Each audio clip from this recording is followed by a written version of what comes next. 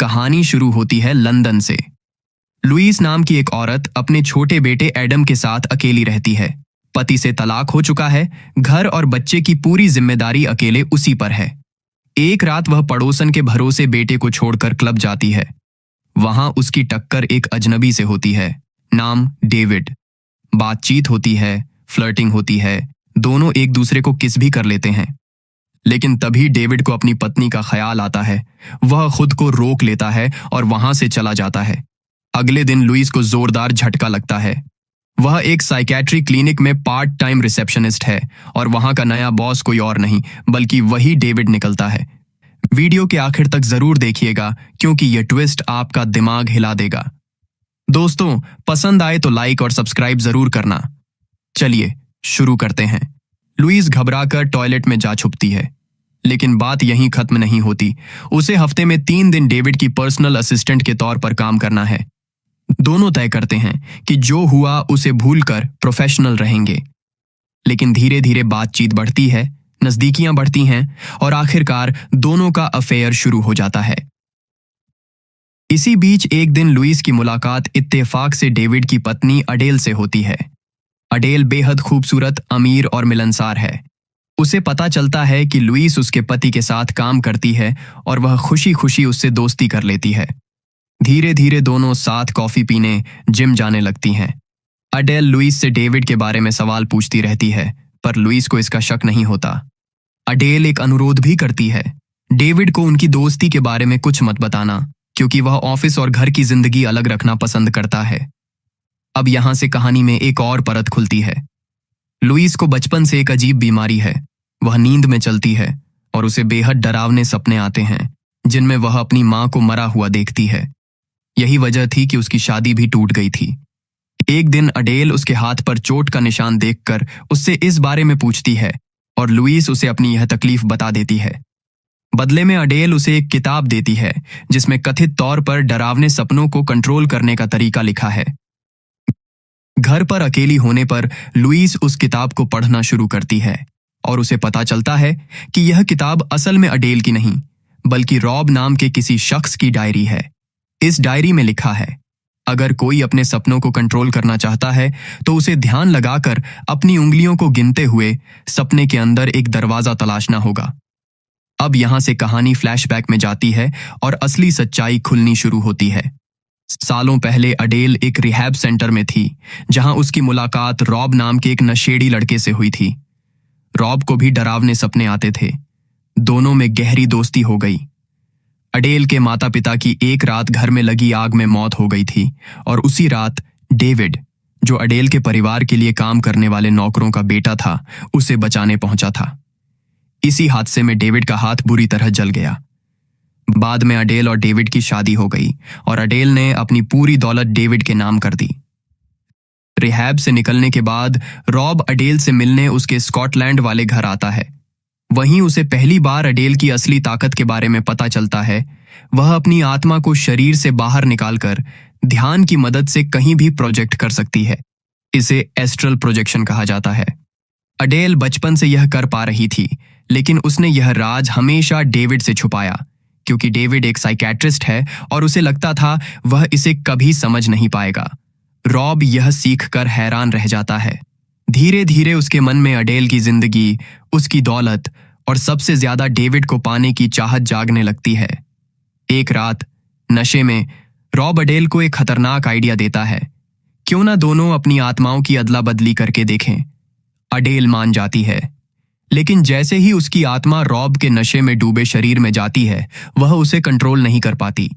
और इसी मौके का फायदा उठाकर रॉब, जो अब अडेल के शरीर में था, उसने असली अडेल को, यानी अब रॉब के शरीर में मौजूद उस आत्मा को ड्रग्स का ओवरडोज दे दिया और उसकी लाश पास के एक गहरे कुएं में फेंक दी। यानी जिस अडेल को हम पूरी कहानी में देखते आ रहे थे, वह असल में अडेल थी ही नहीं, वह रॉब था अडेल के शरीर में। असली अडेल की मौत बरसों पहले ही हो चुकी थी। अब वापस वर्तमान में नकली अडेल यानी रॉब डेविड को हमेशा काबू में रखता है।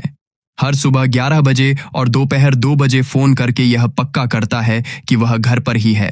उसके पास एक राज है जिससे वह डेविड को हमेशा दबाव में रखता है। वह लाश वाली रात, जहां रॉब की लाश के साथ साथ डेविड की एक घड़ी भी उसी कुएं में गिर गई थी। अगर कभी पुलिस को वह घड़ी मिल गई तो शक सीधे डेविड पर जाएगा। इसी डर की वजह से डेविड कभी तलाक की हिम्मत नहीं जुटा पाता। इधर लुईस धीरे धीरे उस किताब की तकनीक अपनाकर खुद भी सपनों में उस रहस्यमयी दरवाजे तक पहुंचना सीख जाती है। एक रात वह गलती से उसी दरवाजे से होकर सीधे मारियान नाम की एक औरत के घर पहुंच जाती है। असल में बिना जाने वह भी एस्ट्रल प्रोजेक्शन करने लगी होती है। अगले दिन जब वह असल में मारियान से मिलती है तो पाती है कि जो कुछ उसने सपने में देखा था वह हूबहू सच था। वही टीवी शो, वही सामान, वही जगह। यहीं से लुईस को शक होने लगता है कि अडेल कोई आम इंसान नहीं है। वह डेविड की पुरानी असिस्टेंट और मारियान से मिलकर पूरी सच्चाई जानने की कोशिश करती है। पता चलता है अडेल ने जानबूझकर लुईस से दोस्ती की थी, सिर्फ इसलिए ताकि वह डेविड और लुईस दोनों पर नजर रख सके।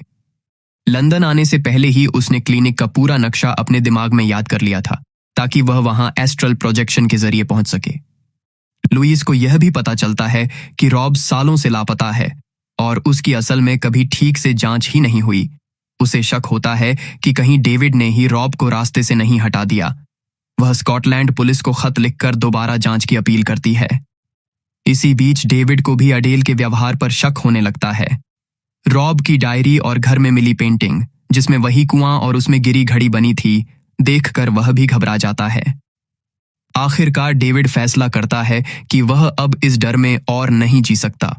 वह लुईस को असली सच्चाई बताता है और स्कॉटलैंड जाकर पुलिस के सामने सब कुछ कबूल करने निकल पड़ता है। यह सुनते ही नकली अडेल यानी रॉब बुरी तरह घबरा जाता है।